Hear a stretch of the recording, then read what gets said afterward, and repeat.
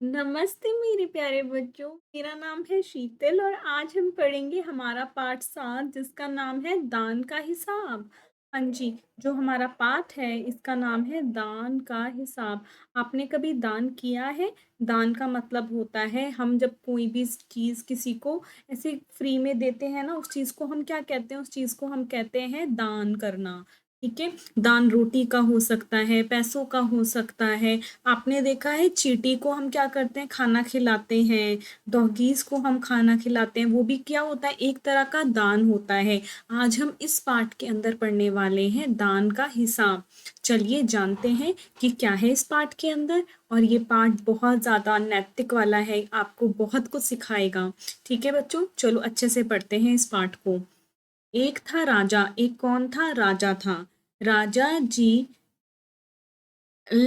लकदक कपड़े पहनकर यूं तो हजारों रुपए खर्च करते रहते थे। अर्थात जो राजा जी थे वो अपने कपड़ों पे बहुत ज्यादा धन पैसा क्या करते थे? खर्च करते थे। पर दान के वक्त उनकी मुट्ठी बंद हो जाती थी। पर दान करने के वक्त जो उनकी हाथ में मुट्ठी थी ना, जो उनका पैसा देने का जब उन्हें दान करना होता था तो उनके हाथ की मुट्ठी बंद हो जाना एक कहावत है, जिसका मतलब होता है कि उनके हाथ से पैसे ही नहीं निकलते थे दान के नाम पर। वैसे तो उनसे कपड़ों के लिए कितने भी पैसे खर्च करा लो, परंतु वो दान के मामले में बिल्कुल क्या थे? पीछे थे।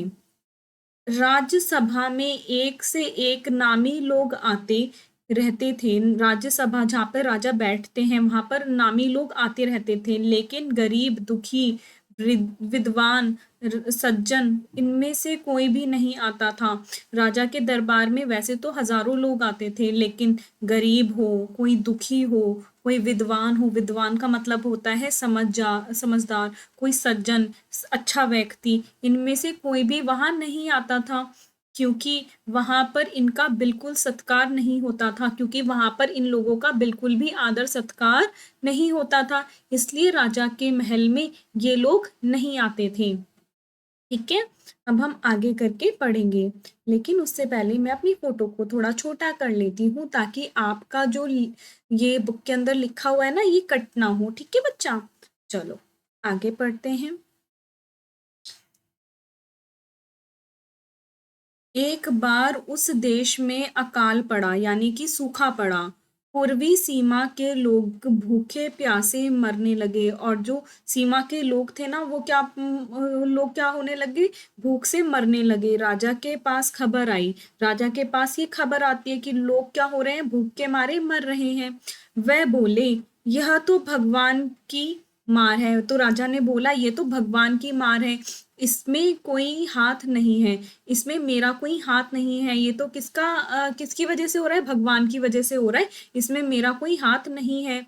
लोगों ने कहा, महाराज, राज भंडार से हमारी सहायता करने की कृपा करें। कि राजा जी, आपके पास जो राज्य भंडार है, यानी कि जो राजा का महल है उसके अंदर खाना रखा जो हुआ है ना, अनाज जो रखा हुआ है, आप उसमें से हमें अनाज दें ताकि जो हम हैं भूख से ना मरे, जिससे हम लोग दूसरे देशों से अनाज खरीदकर अपनी जान बचा सकें। तो ये कह रहे हैं कि जो आपके यहाँ पर ना राज्य भंडार में ना जो पैसे रखे हुए हैं वो आप हमें दें। हाँ, और वो पैसे हम खर्च करके क्या करेंगे? दूसरे राज्य से क्या कर सकेंगे? अनाज मंगा सकेंगे। हाँ, और अपनी जान को बचा सकेंगे। अब आगे देखो। राजा ने कहा, आज तुम लोग अक- अकाल से पीड़ित हो। राजा ने कहा आज तुम लोग किससे पीड़ित हो? अकाल से पीड़ित हो, यानी कि सूखे से पीड़ित हो। सूखे का संकट है तुम पर। कल पता चलेगा कहीं भूकंप आया है, और कल पता चलेगा कहीं भूकंप आया है। परसों पता चलेगा कि सुनूंगा कहीं से लोग बड़े गरीब हैं, और फिर परसों सुनूंगा कि यहाँ के जो लोग हैं वो बड़े गरीब हैं, दो वक्त की रोटी नहीं जुटती। इस तरह सभी की सहायता करते करते जब राज भंडार खत्म हो जाएगा तब खुद मैं ही दिवालिया हो जाऊंगा। वो कह रहा है अगर मैं तुम्हारी मदद करने लगूंगा और अपना जो खजाना है वो ऐसे ही बांटने लगूंगा। कभी तो तुम कह रहे हो कि सूखा पड़ गया है, फिर तुम बोलोगे कि भूकंप आ गया है। हाँ, अगर मैं ऐसे ही अपना जो पैसा है वो बांटता रहूंगा, इससे तो मेरा दिवालिया निकल जाएगा, या मतलब दिवालिया निकल जाएगा मतलब मैं बहुत ज्यादा गरीब हो जाऊंगा। यह सुनकर सभी निराश होकर लौट गए, और ये राजा की बातें सुनकर जो लोग थे वो बड़े निराश हो गए, दुखी हो गए, और वो वहां से चले गए। अब हमें क्या पता चला कि जो राजा है बड़ा ही खड़ूस है, बड़ा ही गंदा है। वो क्या कर रहा है, अपना लालच पूरा करने के लिए लोगों की सहायता नहीं कर रहा है ना। राजा तो बुरा है, ये वाला राजा बुरा है। चलो हम आगे पढ़ते हैं। इधर अकाल का प्रकोप फैलता ही जा रहा था। अकाल का जो प्रकोप है वो फैलता ही जा रहा था, यानी कि अकाल की जो स्थिति थी, सूखेपन की जो स्थिति थी वो बढ़ती ही जा रही थी।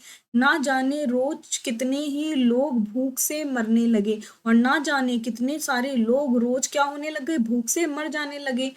जब लोगों को खाना नहीं मिलता है ना, तो वो क्या करने लगते हैं, उनका शरीर कमजोर हो जाता है, और कमजोर होते होते होते उनका शरीर इतना कमजोर हो जाता है कि वो एक दिन मर जाते हैं।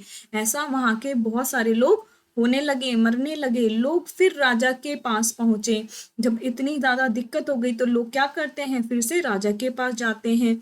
उन्होंने राज्यसभा में गुहार लगाई, उन्होंने राजा से दोबारा से रिक्वेस्ट की, दुहाई महाराज, आपसे ज्यादा कुछ नहीं चाहिए, सिर्फ 10,000 रुपये हमें दे दो, हम आधा पेट खाकर भी जिंदा रह जाएंगे। वो कहते हैं महाराज, आप हमें ज्यादा कुछ नहीं, बस 10,000 रुपये दे दीजिए, हम आधा पेट ही खाकर क्या करेंगे, जिंदा रह जाएंगे। फिर क्या होता है, राजा ने कहा 10,000 रुपये भी क्या तुम्हें बहुत कम लग रहे हैं। वो राजा कहता है क्या तुम्हें 10,000 रुपये क्या कम लग रहे हैं, ये तो इतना बड़ा अमाउंट है 10,000 रुपये, है ना। इतना बड़ा अमाउंट तुम्हें कम लग रहा है, ऐसा राजा जी कह रहे हैं। और उतने कष्ट से जीवित रहकर लाभ ही क्या है, उतने उतने कष्ट से तुम्हें जिंदा रहकर लाभ ही क्या है। क्या व्यक्ति ने कहा, भगवान की कृपा से लाखों रुपए राजकोष में मौजूद हैं। लोग कहते हैं कि बहुत सारे जो पैसे हैं, लाखों रुपए हैं, कहाँ पे, आपकी तिजोरी में। जैसे धन का सागर हो, जैसे वहां पर कोई धन का सागर हो, इतना ज्यादा आपके पास पैसा है, उसमें से अगर आप थोड़ा हमें दे दोगे तो कुछ घटेगा नहीं। उनमें से एक आधा लोटा ले लेने से महाराज का क्या नुकसान हो जाएगा। अगर आपका जो खजाना है वो क्या है, भंडार की तरह भरा हुआ है, समुद्र की तरह भरा हुआ है। जैसे समुद्र में बहुत ज्यादा पानी होता है ना, और समुद्र से अगर हम एक दो लोटा निकाल भी लें तो क्या समुद्र का पानी खत्म हो जाएगा, नहीं होगा ना। वैसे ही जो राज्य का धन है, अगर आपका जो तिजोरी में धन है, अगर उसमें से हम थोड़ा सा पैसा निकाल भी लेंगे तो वो क्या समाप्त हो जाएगा, वो बिल्कुल समाप्त नहीं होगा। ठीक है, आगे देखो। राजा ने कहा, राजकोष में अधिक धन है तो क्या उसे दोनों हाथों से लुटा दूं। राजा बोलते हैं अगर हमारे पास धन है तो क्या मैं उसे दोनों हाथों से लुटा दूं, यानी कि इतना ज्यादा लोगों को दे दूं कि वो खत्म हो जाए। एक अन्य व्यक्ति ने कहा, एक दूसरे व्यक्ति ने कहा, एक अन्य व्यक्ति ने कहा, मतलब एक दूसरे व्यक्ति ने कहा, महल में प्रतिदिन हजारों रुपए इन सुगंधित वस्त्रों, मनोरंजन और महल की सजावट में खर्च होते हैं। एक आदमी बोलता है कि लाखों मतलब बहुत सारे पैसे हम किसके ऊपर खर्च करते हैं, हम महल की सजावट में खर्च करते हैं। यदि इन रुपयों में से ही थोड़ा सा धन जरूरतमंदों को मिल जाए तो उन दुखियों की जान बच जाएगी। तो वो कहते हैं अगर इसमें से ही थोड़ा धन हमें मिल जाएगा तो हमारी क्या होगी, जान बच जाएगी। ठीक है, तो राजा क्या कर रहे हैं, देखो राजा यहाँ पर हमें बार बार ऐसा लग रहा है कि राजा क्या कर रहे हैं, अपना धन नहीं शेयर करना चाहते हैं। ठीक है, संकट के समय पे भी अपना जो धन है वो राजा जी क्या कर रहे हैं, शेयर नहीं कर रहे हैं, जिसकी वजह से लोग को क्या हो रही है, बहुत ज्यादा दिक्कत हो रही है, बहुत ज्यादा तकलीफ हो रही है। ठीक है, तो यहाँ पर हमें क्या पता चल रहा है कि जो राजा है वो कितना ज्यादा कटु है, मतलब कितना ज्यादा बुरा है, जो लोगों के साथ वो इतना बुरा कर रहा है। हमें कभी भी लोगों के साथ या किसी के साथ भी इतना बुरा नहीं करना चाहिए, हमेशा दया दिखानी चाहिए। ठीक है, मतलब हेल्प कर देनी चाहिए अगर हम कर सकते हैं ना। ठीक है, चलो आगे पढ़ते हैं। मुझे तो ऐसे पाठ पढ़ के ना बहुत रोना आता है, मेरे को बहुत दुख होता है। ठीक है, हाँ मुझे बहुत दुख होता है, मेरे को सच्ची में बहुत रोनी आती है फिर। चलो आगे देखते हैं। यह सुनकर राजा को क्रोध आ गया। जब लोगों ने ये बात बोली ना कि राजा जी, आपका जो महल है उसमें जो सजावट में इतना पैसा खर्च होता है, आप एक काम करें ना कि उसमें से ही हमें थोड़ा धन दे दे। तो राजा को ये बात क्या सुनकर क्या हो जाता है, क्रोध आ जाता है। वह गुस्से से बोला, यानी कि राजा गुस्से से बोला, खुद भिखारी होकर मुझे उपदेश दे रहे हो, कि तुम भिखारी होकर मुझे उपदेश दे रहे हो, अपना ज्ञान दे रहे हो। मेरा रुपया है, ये क्या है, मेरा रुपया है, मैं चाहे उसे उबा उबाल कर खाऊं, चाहे तल कर, ये मेरा पैसा है, मैं इसे उबाल कर खाऊं या तल कर, मेरी मर्जी। तुम अगर इसी तरह बकवास करोगे तो मुश्किल में पड़ जाओगे, अगर तुम इसी तरह बकवास करोगे तो मुश्किल में पड़ जाओगे। इसीलिए इसी वक्त तुम चुपचाप सिरक जाओ, यानी कि यहाँ से दफा हो जाओ, यहाँ से निकल जाओ। बदतमीजी करके राजा जी क्या कर रहे हैं, लोगों को भगा रहे हैं अपने राजमहल से। आगे चल के देखते हैं हम क्या है इस पाठ के अंदर। राजा का क्रोध देखकर लोग वहां से चले गए। राजा को जो क्रोध है उसे देखकर लोग वहां से चले गए। राजा हंसते हुए बोला, छोटे मुंह बड़ी बात, अगर 100-200 रुपये होते तो मैं तो एक एक बार सोच भी सकता था। अगर मुझे 100-200 रुपये देने पड़ते तो मैं एक बार सोच भी सकता था। पहरेदारों की खुराक 2-4 दिन कम कर देता और यह रकम पूरी भी हो जाती।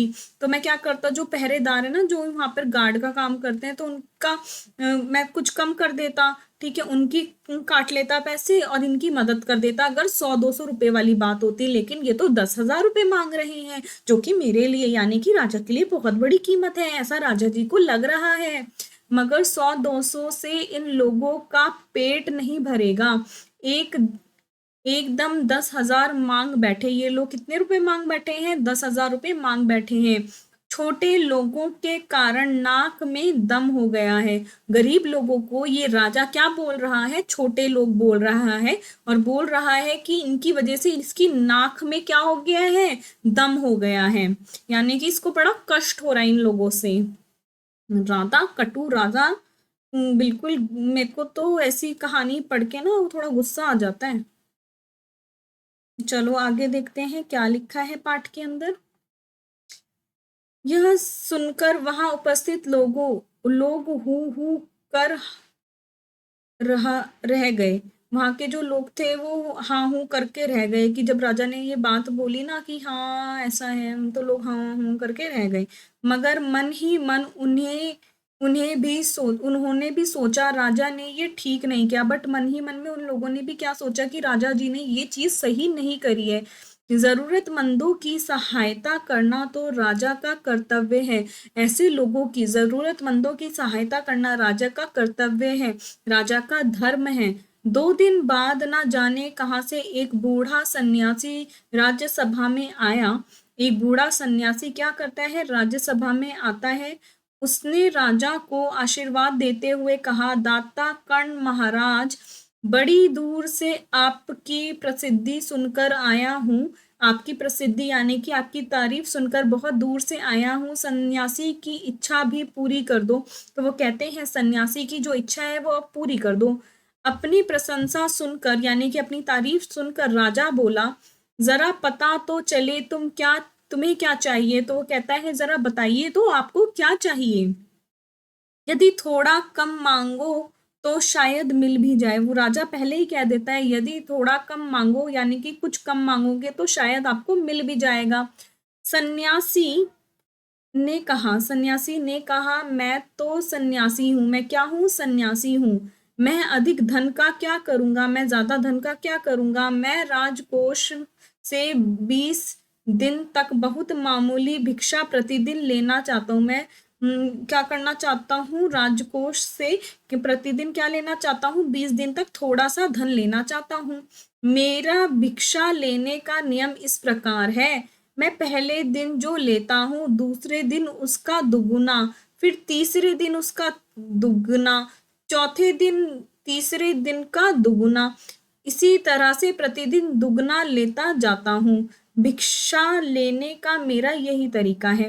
वो कहते हैं कि 20 दिन तक मैं आपके यहाँ से भिक्षा लूंगा, ठीक है। जितना भी मैं पैसा एक दिन लूंगा उसका अगले दिन मैं उसका क्या लूंगा, डबल लूंगा। और फिर अगले दिन जो मैंने लिया है फिर मैं उसका डबल लूंगा। हाँ, ऐसे डबल डबल करके मैं आपसे 20 दिन तक पैसा लेता रहूंगा, ऐसे ही क्या लेता रहूंगा, भिक्षा लेता रहूंगा। राजा बोला, तरीका तो समझ गया मगर पहले दिन कितना लेंगे? वो बोलते हैं, मैं आपका तरीका तो समझ गया हूँ कि आप दुगना दुगना लेंगे 20 दिन तक, लेकिन पहले दिन कितना लेंगे? यही असली बात है। 2-4 रुपये से पेट भर जाए तो अच्छी बात, मगर एकदम से 20-50 मांगने लगे तब तो 20 दिन में काफी बड़ी रकम हो जाएगी। वो कहते हैं अगर 1-2-4 रुपए आप लो तो बहुत सही है, ठीक है, लेकिन अगर आप ऐसा है कि 20-10 मतलब 20-25 रुपए ले रहे हैं तो वो तो ज्यादा हो जाएगा, ठीक है। फिर सन्यासी ने क्या कहा, अब वो देखते हैं। सन्यासी ने क्या कहा? सन्यासी ने हंसते हुए कहा, महाराज मैं लोभी नहीं हूँ। लोभी मतलब मैं लालची नहीं हूँ। आज मुझे 1 रुपया दीजिए। आज मुझे क्या दीजिए? 1 रुपया दीजिए, यानी कि सिर्फ 1 रुपया। 20 दिन तक दुगने करके देते रहेंगे का हुक्म दे दीजिए, और 20 दिन तक आप इसका डबल करते रहेंगे। मतलब एक दिन आप 1 रुपया दोगे तो अगले दिन आपको 2 देना पड़ेगा, फिर तीसरे दिन आपको 4 देना पड़ेगा, फिर कितना देना पड़ेगा? 8। मतलब दुगना करना पड़ेगा। यह सुनकर राजा, मंत्री और दरबारी सभी को जान में जान आई कि हाँ चलो एक ही मांगा है इसने। राजा ने हुक्म दे दिया कि सन्यासी के कहे अनुसार 20 दिन तक राजकोष में से उसे भिक्षा दे दी जाती रहे, ठीक है। सन्यासी राजा की जय जयकार करते हुए घर लौट गए। जो सन्यासी था वो क्या करने लगा?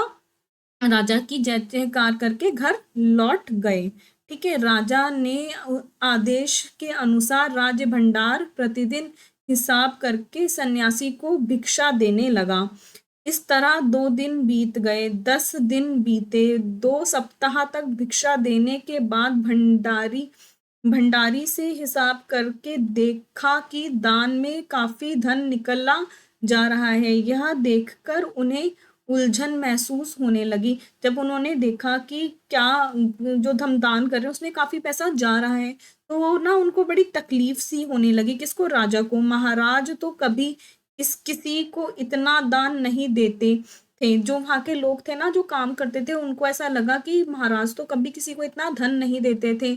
उन्होंने यह बात मंत्री को बताई, और उन्होंने ये बात किसको बताई? मंत्री को बताई। मतलब जो वहां पर लोग थे ना, जो भंडारे में, जो राज्य भंडारे में काम करते थे, उन्हें ऐसा लगा कि उन्होंने ना 2 हफ्ते तक भिखारी को बहुत दे दिया है, इतना तो वो किसी को देते ही नहीं था। तो ये बात उन्होंने किसको बताई? मंत्री को बताई। मंत्री क्या करेगा? अब ये बात किसको बताएगा? राजा को बताएगा, ठीक है। मंत्री ने कुछ सोचते हुए कहा, वाकई ही ये बात तो पहले ध्यान में नहीं आई थी, मगर कोई उपाय भी नहीं है। महाराज का हुक्म बदला नहीं जा सकता। इसके बाद फिर कुछ दिन बीते। भंडारी फिर हड़बड़ाता हुआ मंत्री के पास पूरा हिसाब लेकर आ गया। हिसाब देखकर मंत्री का चेहरा फीका पड़ गया। वह अपना पसीना पोंछकर, सिर खुजलाकर, दाढ़ी में हाथ फेरते हुए बोला, यह क्या कह रहे हो? अभी से इतना धन चला गया तो फिर 20 दिनों के अंत में कितना रुपए होंगे? भंडारी बोला, जी पूरा हिसाब तो नहीं किया। मंत्री ने कहा, तो तुरंत बैठकर अभी पूरा हिसाब करो। देखो अब क्या हो रहा है, जैसे दुगना दुगना पैसा जा रहा है ना, तो उसकी वजह से क्या हो रहा है, जो राजा है उनका जो धन है कोष, वो क्या हो रहा है, खत्म हो रहा है। तो वो जो वहां पे भंडारी काम करते हैं ना राजा के भंडार में, वो रिपोर्ट करते हैं मंत्री को कि इतना पैसा जा रहा है, इतना तो पैसा राजा कभी किसी को देता ही नहीं था। भंडारी जो है वो हिसाब करने बैठ गए। मंत्री महाशय अपने माथे पर बर्फ की पट्टी लगाकर तेजी से पंखा झलवाने लगे। अपने सर पे पट्टी लगा ली उन्होंने ठंडे पानी की, बर्फ की। हाँ, और क्या करने लगे? पंखा ऐसे ऐसे करवाने लगे, ठीक है। कुछ ही देर में भंडारी ने पूजा हिसाब कर लिए। तो उसने पूछा हिसाब कर लिया? मंत्री ने पूछा कुल मिलाकर कितना हुआ? भंडारी ने हाथ जोड़कर कहा जी 10,48,575 रुपए। मंत्री को गुस्सा आ गया। वह बोला मजाक कर रहे हो? यदि सन्यासी को इतने रुपए दे दिए तब तो राजकोष खाली हो जाएगा। भंडारी ने कहा मजाक क्यों करूंगा, आप ही हिसाब देख लीजिए। यह कहकर उसने हिसाब का कागज मंत्री जी को दे दिया। हिसाब देखकर मंत्री जी को चक्कर आ गया। सभी उन्हें संभालकर बड़ी मुश्किल से राजा के पास ले गए। और उनको क्या हुआ, जब उन्होंने हिसाब सुना तो वो राजा के पास उनको ले गए। राजा ने पूछा क्या बात है? मंत्री बोले महाराज राजकोष खाली होने जा रहा है। राजा ने पूछा वह कैसे? मंत्री बोले महाराज सन्यासी को आपने भिक्षा देने का हुक्म दिया है, मगर अब पता चला है कि उन्हें इस तरह राजकोष से करीब 10 लाख रुपए झटकने का उपाय कर लिया है। उससे क्या होगा, 10 लाख रुपए हैं वो खर्च हो जाएंगे। राजा ने गुस्से से कहा मैंने इतने रुपए देने का आदेश तो नहीं दिया था, फिर इतने रुपए क्यों दिए जा रहे हैं? भंडारी को बुलाओ। मंत्री ने कहा जी सब कुछ आपके हुक्म के अनुसार ही हुआ है, आप खुद ही दान का हिसाब देख लीजिए। चलो दान का हिसाब हम भी देख लेते हैं। ठीक है, पहला दिन 1 रुपया, दूसरा दिन 2 रुपए, फिर डबल किया तो 4, 8, 16, 32, 64, ऐसे कर करके कितने दिन? 20 दिन। तो 20 दिन में 5,24,288 का ये बैठता है। और फिर टोटल मनी जो बैठा है वो हमारा 10,48,575 बैठा है। ठीक है, राजा ने उसे एक बार देखा तो बार बार देखा, इसके बाद वह बेहोश हो गए। राजा भी अब क्या हो गए? बेहोश हो गए, उन्हें भी चक्कर आ गए। सब परेशान हो गए। काफी कोशिश के बाद उनके होश में आ जाने पर लोग सन्यासी को बुलाने दौड़े। और उसके बाद जो लोग थे वो सन्यासी को बुलाने दौड़े। सन्यासी के आते ही राजा रोते हुए उसके पैरों पर गिर पड़ा।